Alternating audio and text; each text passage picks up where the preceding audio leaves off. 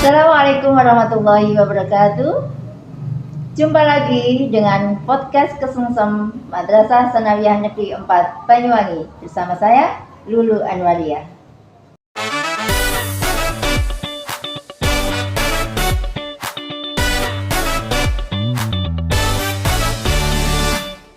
Pagi ini kita kedatangan tamu yang sangat luar biasa. Ini kita tunggu-tunggu dari awal ini baru ketemu.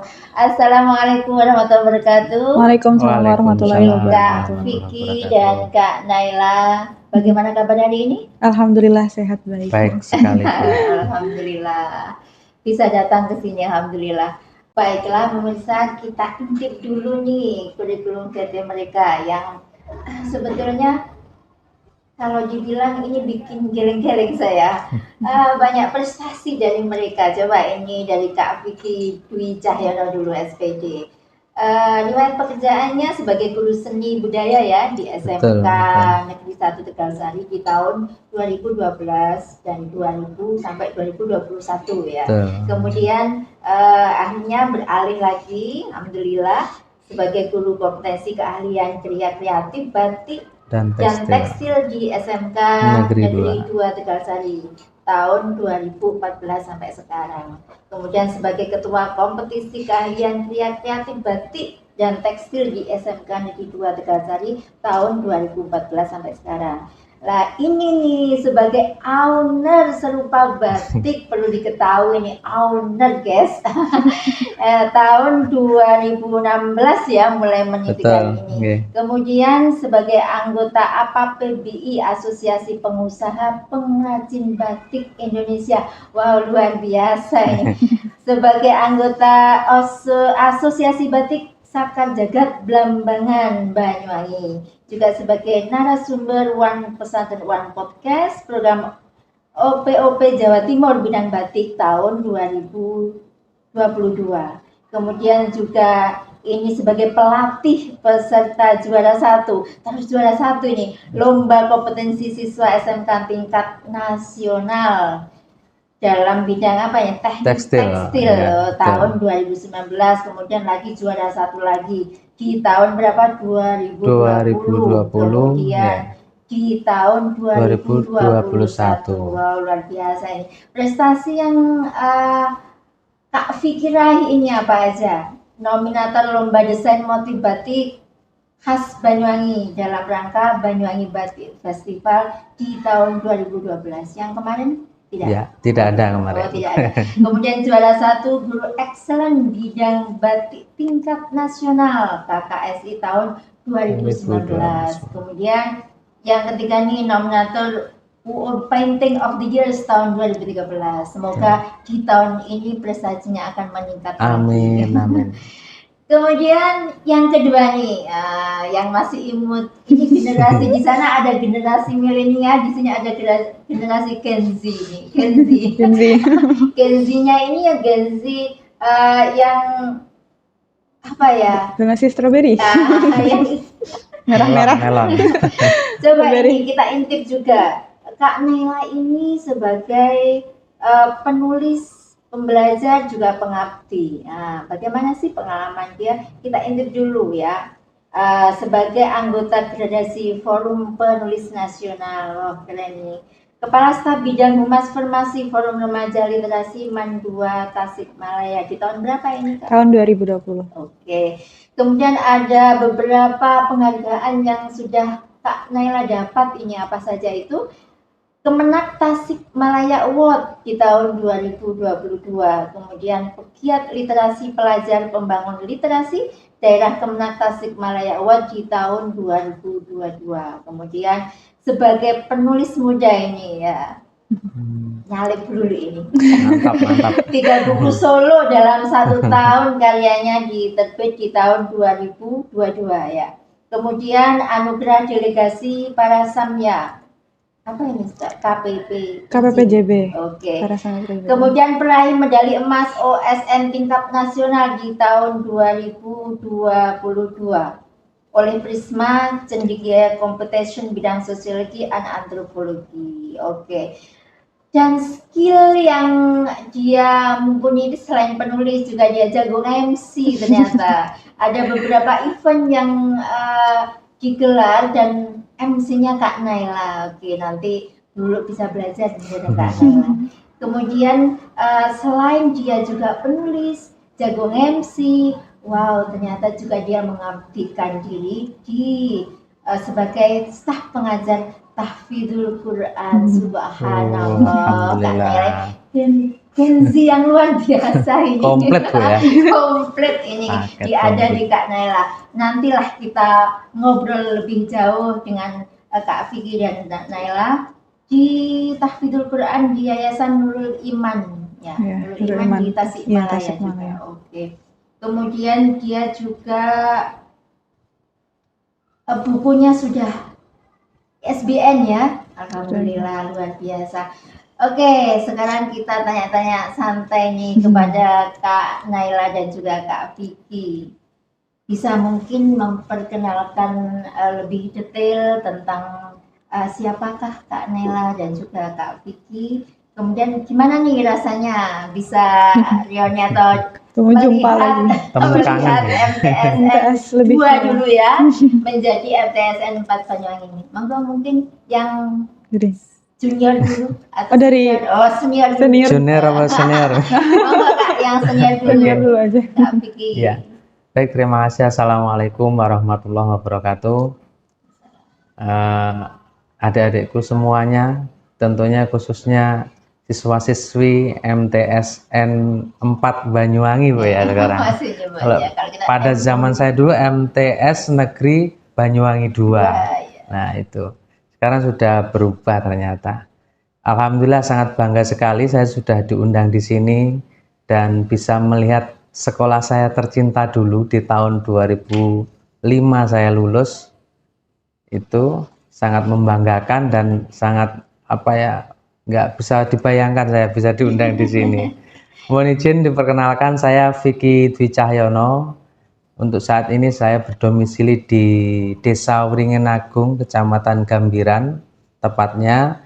Kemudian aktivitas saya per hari ini masih konsisten menjadi seorang pendidik, seorang guru yang menjadi teladan siswa-siswi SMK Negeri 2 Tegalsari, Bapak.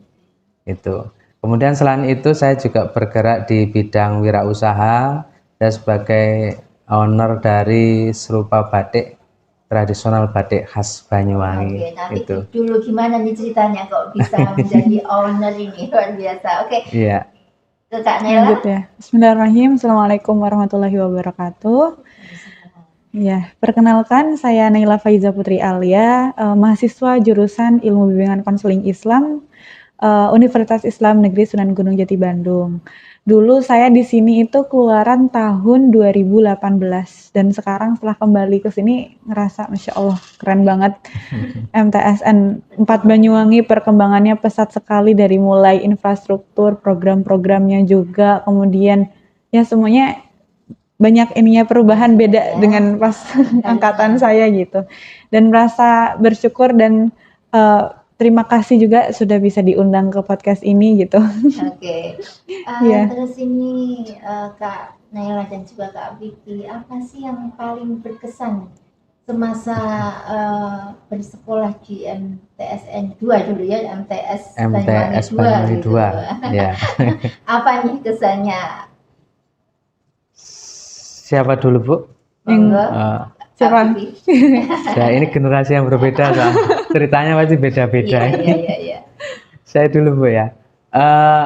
Alhamdulillah memang sangat berkesan sekali karena ini di masa-masa dulu mungkin beda dengan masa sekarang ya. Kalau dulu pertemanan itu dibangun sangat erat, beda dengan sekarang sudah musimnya gadget seperti ini, mungkin tidak sedekat dulu ya. Itu permainan pun juga sangat tradisional, jadi sangat mempererat pertemanan tentunya. Kemudian yang berkesan di MTS Negeri 4 Banyuwangi ini, saya rasa yang jelas guru-gurunya ini yang paling saya ingat sampai sekarang. Siapa ini yang paling merasa berpengaruh sampai kali saya seperti Itu. ini ya, motivasi siapa? Yang paling berpengaruh itu mungkin Bu, guru pria namanya Pak Amzani ya. Pak Amzani. Masih ada ya? Innalillahi wa Pak ya Amzani Allah. sudah tiada, kita masih Al-Fatihah ya beliau, semoga dijembatkan kuburannya. Amin. Jadi motivasinya beliau kebetulan dulu itu wali kelas saya kelas 2 kayak sepertinya. Jadi kalau semisal masuk itu pasti bilangnya, Anda ini calon-calon jenazah gitu. Dan ini pasti saya sangat ingat sekali kata-kata itu. Maka dari itu sangat menyadarkan saya bahwa kita hidup di dunia ini hanya sementara gitu. Memang beliau sangat disiplin. Betul. Kedisiplinannya juga. Kemudian wejangan-wejangannya beliau memang bagi saya ini sangat teringat, mungkin karena kata-katanya yang unik beda dengan yang lain, akhirnya sangat ingat kan gitu Bu. Jadi itu apa yang betul-betul membentuk karakter kamu menjadi orang yang seperti ini gitu. Terutama kedisiplinannya, kan disiplin sekali Pak Amzani itu ya. Waktu itu wali kelas saya kelas 2 sepertinya. Iya, kelas 2 itu Pak Amzani terutama. Kemudian untuk yang lain-lainnya, saya rasa di MTS ini terutama di bidang karena ini madrasah sanawiyah, jadi aspek keagamanya ini yang tidak bisa dilupakan. Terus saya waktu diajar bahasa Arab tuh Pak siapa ya? Pak Nur Kozin. Diajarnya Pak, iya. Huwa huma huwa. Salah, deblek. Wes pada zaman dulu kan intinya murid itu kan Patis apapun seperti itu, Kak. Apapun yang pada lari. Betul. Apapun yang dilakukan guru itu nerima saja dulu. Ternyata ya benar, sekarang ketika saya sudah dewasa, ternyata benar sekali yang diajarkan Bapak Ibu guru dulu itu. Jadi banyak kalau diceritakan itu pengalaman di sini. Iya. Kalau kayak Nala gimana ini, Kak? Mas yang memorable di sini. Iya. Kalau yang memorable di sini tuh perjalanan pas ngerangkep sekretaris jadi Dewan Galang sama Osim. Kan dulu memang disatukan. Ya. Kalau sekarang sudah berbeda. Kalau yang di lain mungkin pulang jam 2, saya sama teman-teman yang lain pulang jam 4. Jadi cerita di sekolahnya mungkin banyak gitu, cerita tentang teman sama guru dan sebagainya. Terus yang paling berkesan itu sama juga guru juga di sini kayak siapa kira-kira bisa disepil? Gak apa-apa nanti dengar nih Bapak Ibu gurunya.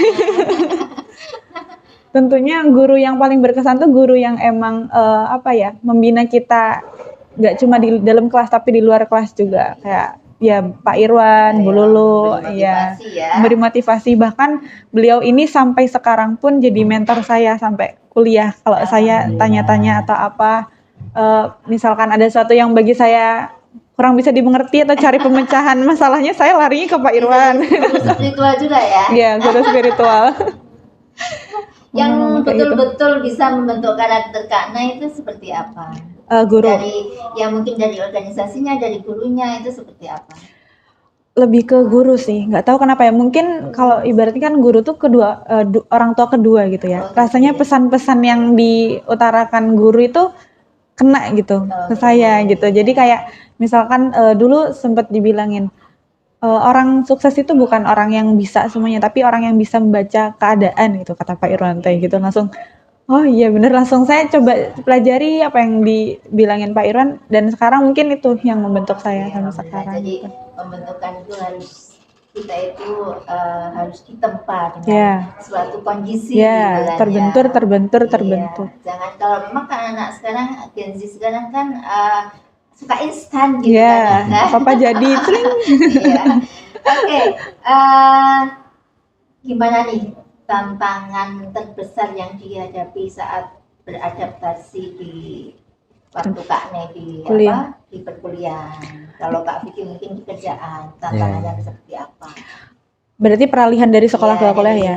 Ini sudah peralihan ini. Oke, kalau peralihannya tuh pasti kerasa banget karena kalau misalkan SMA itu kita masih didikte, masih SMP, SMA didikte. Tapi kalau kuliah tuh kita semuanya serba sendiri.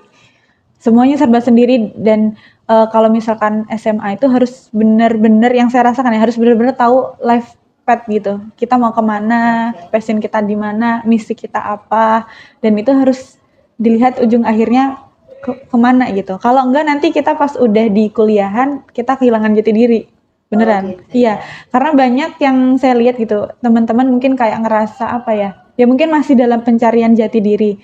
Tapi jadi kayaknya mungkin kurang menjiwai dan cepat putus asa. Nah, kalau ya teman juga bisa teman, belok kiri, lingkungan, belok iya kanan, benar belok gitu. kiri ke kanan. Tapi kalau kita udah ngerasa kayak bisa menemukan jati diri nih, nah itu nanti kesananya aman pas di kuliah Oke, gitu. kalau Kak Vicky ini dalam tantangan kerja itu seperti apa?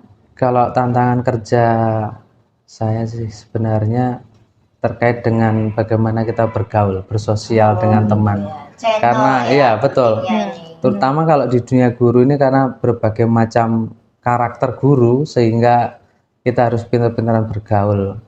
Karena energi itu kan menular, Bu. Iya. Karena energi menular, kalau semisal kita tidak bisa bergaul dengan sesama guru yang baik, tentunya kita juga dapat imbasnya yang tidak baik kan gitu. Maka dari itu ini yang perlu dipupuk dan perlu ditanamkan di jiwa saya ini mindset yang maju gitu. Jadi lurus kan. Nah, kita harus punya prinsip bahwa hidup itu kan harus punya prinsip. Bagaimana yang baik kita jalankan, yang tidak baik kita tinggalkan. Harus Seperti pandai itu. memilah, Betul. bagaimana the peers in our surrounding gitu kan. Bagaimana choosing the peers itu memang ya gampang-gampang juga susah. Apalagi kalau Kak Nay masih mahasiswi kan seperti itu. Apa nih yang paling membanggakan pada diri Kak Vicky atau Kak Nay, pencapaian apa yang kira-kira yang paling berkesan dan mungkin ya memang kalau kepuasan tentu belum puas ya, tapi mungkin hal yang sudah ini nih pencapaian ini yang saya merasa jalan ini bisa menuju ke jalan yang lain gitu maksudnya. Coba Kak Vicky dulu. Terkait dengan kepuasan ini Bu ya, karena kalau bagi saya itu kepuasan terutama di bidang pekerjaan dan sebagainya ini bagi saya ya harus menyesuaikan hobi saya kan gitu. Jadi kesukaan itu yang harus kita benar-benar pakai untuk kepuasan kita. Maka dari itu saya selama pendidikan mulai MTS, SMA, kemudian di perguruan tinggi akhirnya saya melarikan diri untuk lepas dari pelajaran-pelajaran yang sekiranya itu sangat bertolak belakang dengan lari aja itu bukan. Kabur aja dulu. Kabur aja dulu. Akhirnya saya memutuskan di jurusan seni ini. Jurusan seni rupa. Nah, dari ini baru saya bisa membuka bahwa ternyata orang yang terampil, orang yang berkreativitas, terutama yang kita tanamkan di diri kita, di diri saya sendiri khususnya, ini bisa menunjang untuk kehidupan kan gitu. Awalnya dulu suka gambar. Awalnya dari MTS, dari angkatan, dari teman kelas itu saya sudah terkenal gambar, Bu. Oh gitu. Iya. Jadi di MTS ini di kelas apa dulu ya? 10G atau apa itu. Terkenal suka gambar sepeda motor gitu, Bu. Kalau gurunya ngajar itu digambar seperti itu. Gambar lagi senangkan gambar kalau pelajaran seni itu ndak nih teman-teman nih.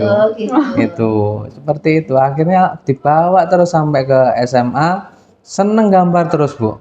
Nah, akhirnya yaitu kita memutuskan karena Bapak Ibu awalnya suruh kuliah PGSD dulu saya itu. Gitu. Iya.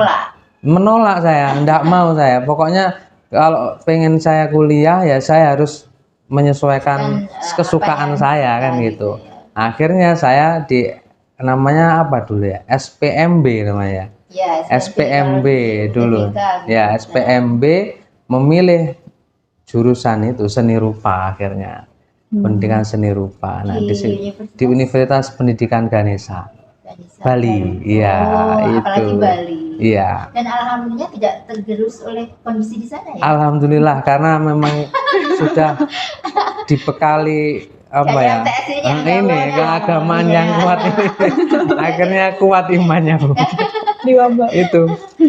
Dan akhirnya ya sekarang saya ya menjadi seorang guru seni juga, sekaligus menjalankan hobi saya di bidang kria tekstil, yaitu batik itu. Oke. Tantangan terbesar nih bagi Kak Vicky di dalam apa ini, kok bisa ini menjadi ya itu tadi kunci tadi owner batik ini gimana? Dua profesi berbeda ini, wirausaha sama pendidikan gitu. ini saya juga gimana ya mengalir gitu loh Bu, menjalankan mengalir. Sebenarnya boleh agak curhat ini. Pada waktu itu saya dilema karena di usia 30 ke atas itu saya kan lama mengabdi menjadi guru itu sekitar 10 tahun baru diangkat menjadi ASN kan. Nah di masa 10 tahun ini Bu saya bingung. Saya itu merasa bahwa saya ini punya keterampilan lebih kan itu. Punya keterampilan lebih. Kenapa saya tetap menjadi guru kan itu loh. Nah karena awal jadi guru itu memang amanah dari orang tua Bu. Nah kuncinya itu akhirnya apapun perintah orang tua tetap saya jalankan, tapi saya tidak meninggalkan kesukaan saya kan gitu.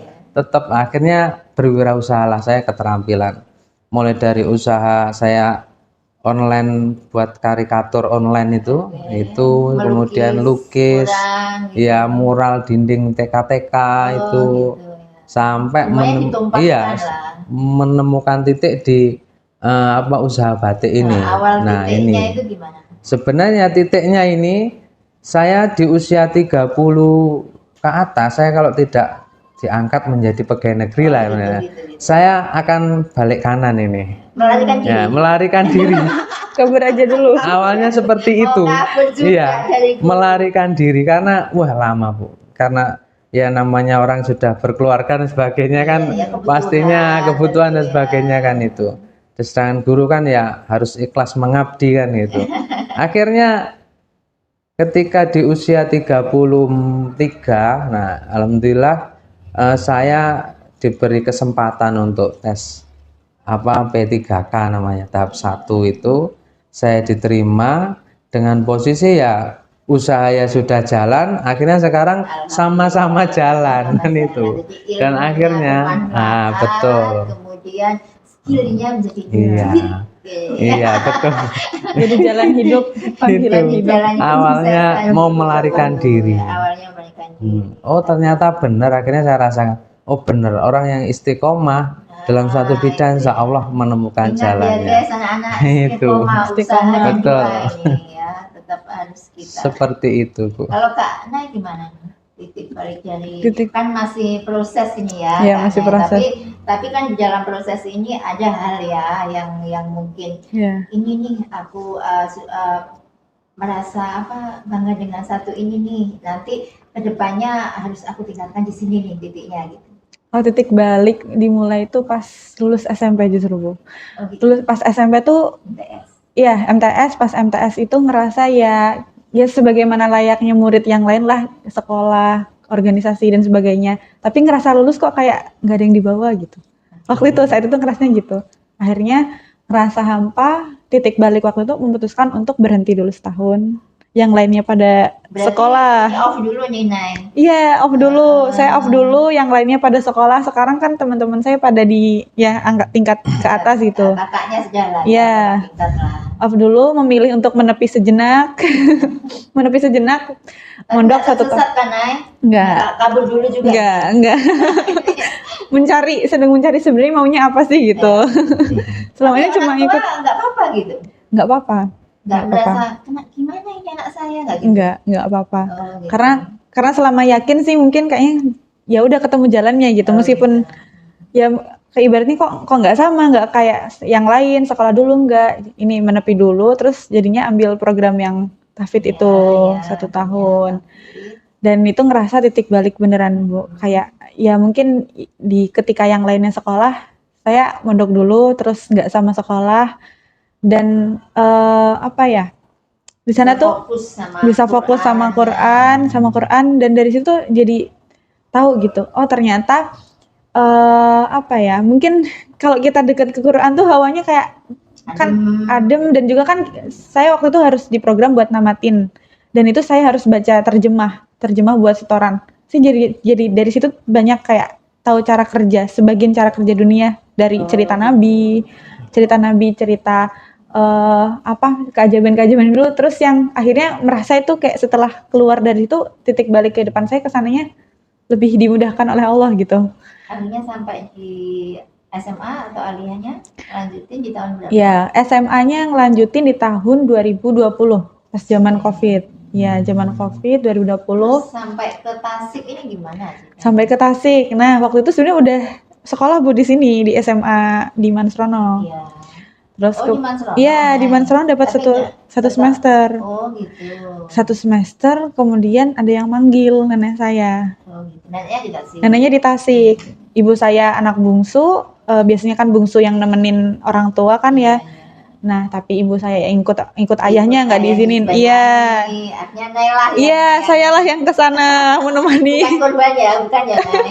Nah, buku itu lahirnya dari situ awalnya, Ibu. Oh, gitu. Iya. Aku harus di tempat di sini nih. Nah, yang plot twist-nya gini, saya pergi meninggalkan keluarga saya yang di Banyuwangi ya. Nenek saya minta, ya nenek saya minta nemenin, ya ditemenin sama saya. Saya berdua tinggal di Tasik. Sama nenek aja, tapi ada saudara-saudara di samping gitu, iya.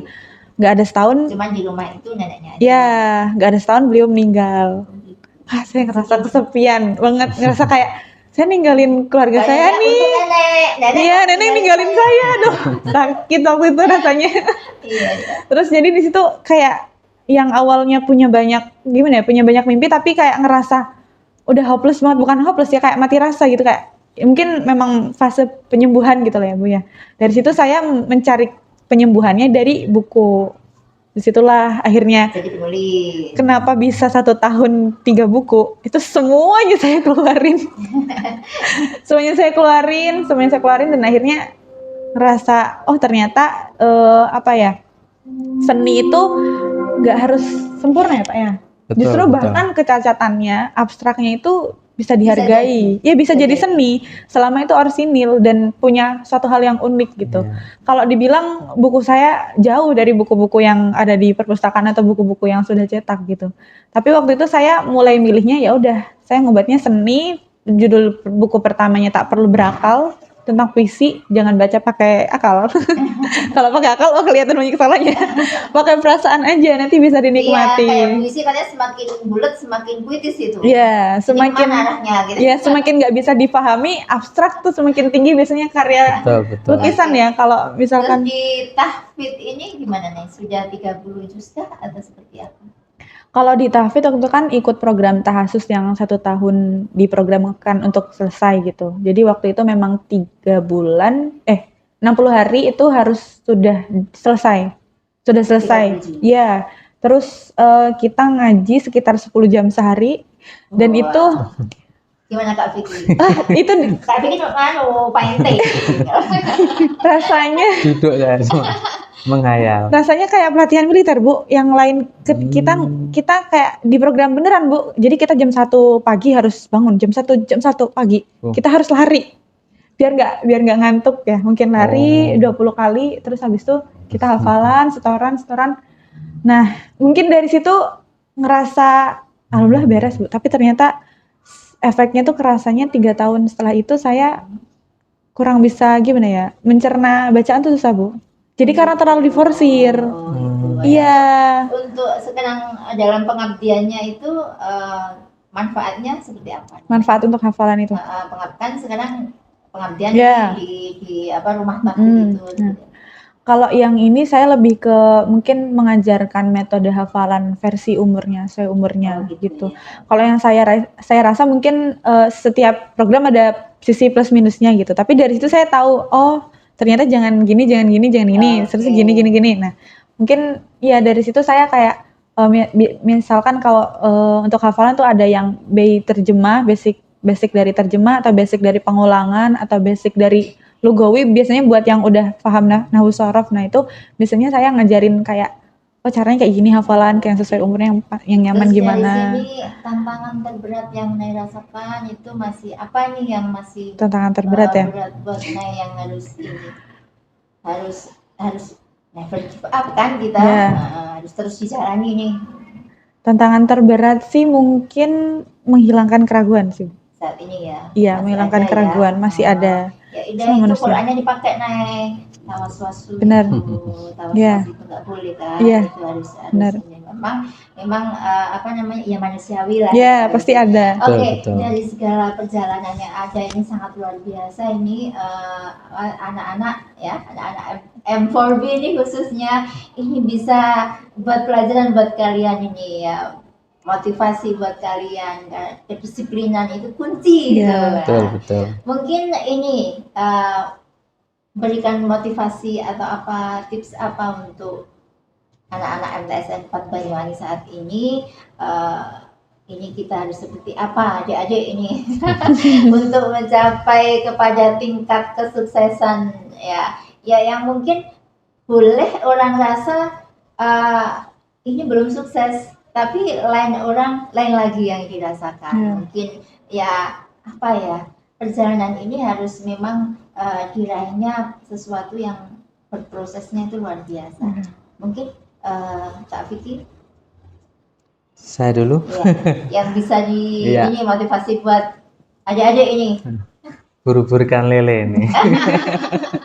Nanti terakhir kita generasi Sigma. Generasinya beda ini.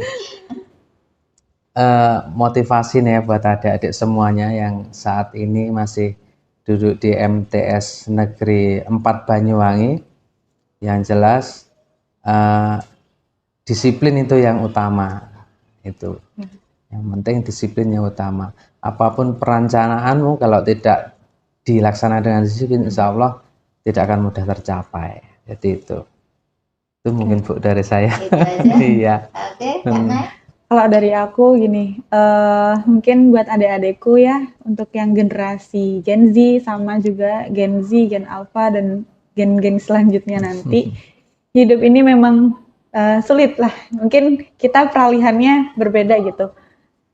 Untuk gimana ya? Mungkin Gen Z itu dan selanjutnya generasi yang lebih suka instan, karena memang dunia mendidiknya secara tidak langsung seperti itu.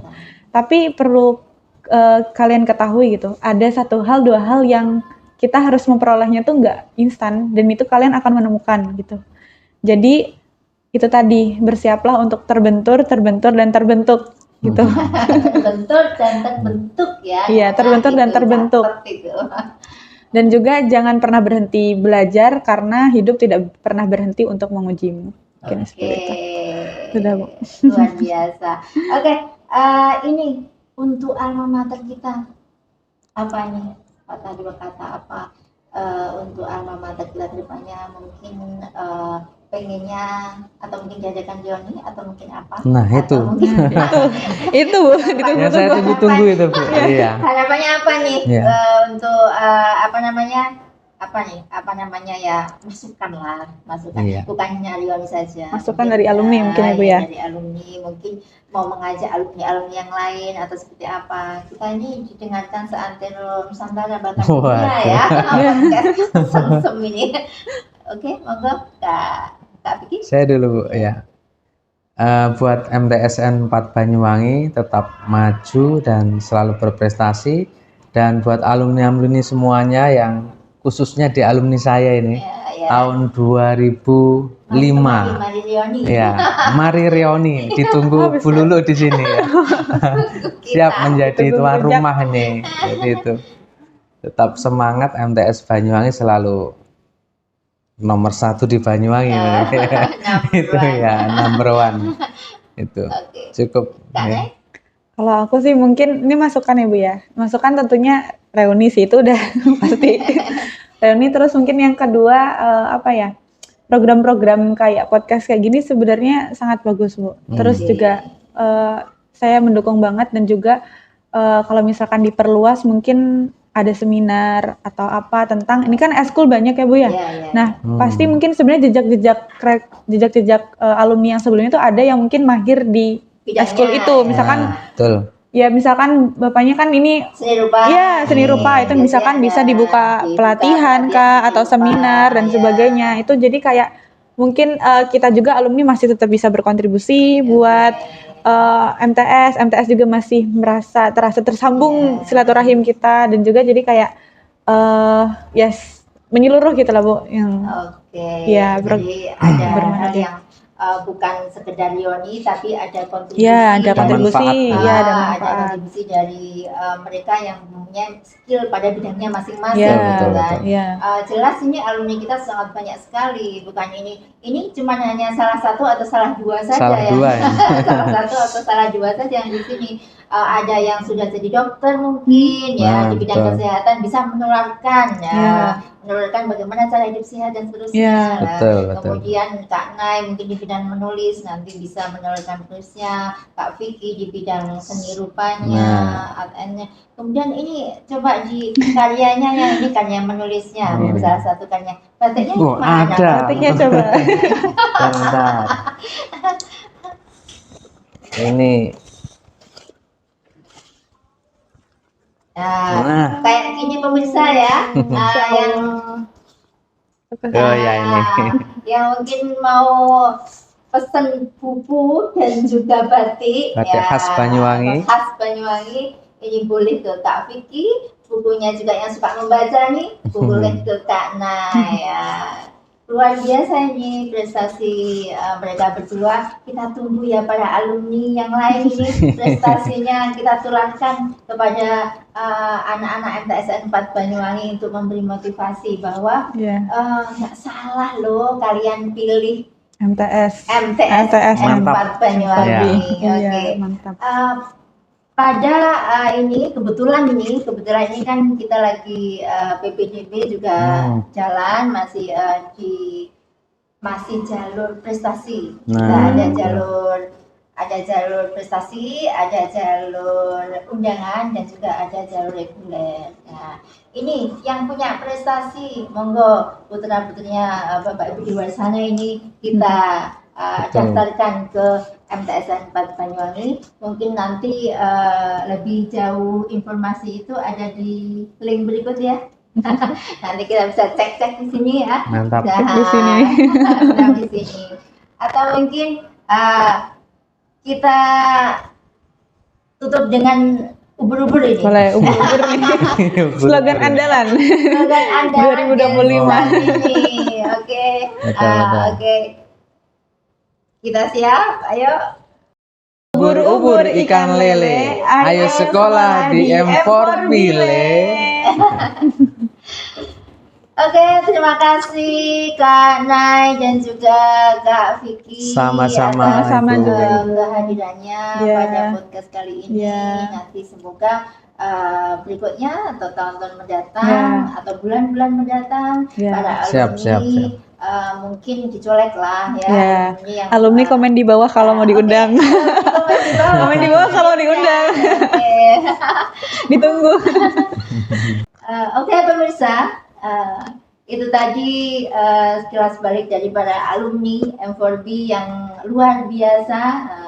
Kita tunggu alumni berikutnya hadir di podcast Kesungsem MTSN 4 Banyuwangi. Saya Bu Lulu Anwariah undur diri. Assalamualaikum warahmatullahi wabarakatuh. Waalaikumsalam warahmatullahi wabarakatuh.